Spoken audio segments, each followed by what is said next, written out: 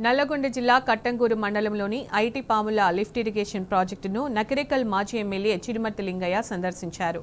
తాను ఎమ్మెల్యేగా ఉన్న సమయంలో తీసుకువచ్చిన ప్రాజెక్టును ఇప్పుడు ఉన్న కాంగ్రెస్ ఎమ్మెల్యే ఆయనే తీసుకొచ్చినట్టు డబ్బాలు కొడుతున్నాడన్నారు. తాను ఎమ్మెల్యేగా ఈ ప్రాజెక్టు కోసం వేసిన శిలా పలకాన్ని తన అనుచరులతో ధ్వంసం చేయించి పైశాచిక ఆనందం పొందుతున్నాడన్నారు. మీకు దమ్ముంటే మీరు చేసిన అభివృద్ధి గురించి చెప్పుకోవాలి, కానీ మా ప్రభుత్వంలో వేసిన శిలా పలకాలను ధ్వంసం చేస్తే ఊరుకునేది లేదని చిరుమర్తి హెచ్చరించారు.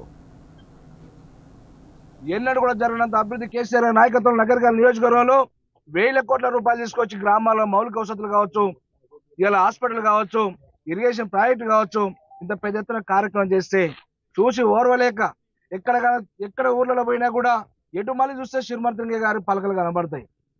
కానీ ఈ రోజు మీరు గతంలో శాసనసభ్యుడు ఉన్నప్పుడు ఇదే నగరకల్ నియోజకవర్గంలో ఊరికి ఒకటో రెండో శిలాపలకలు అవపడుతుంది, చిన్న చిన్న వర్కులు ఉండే.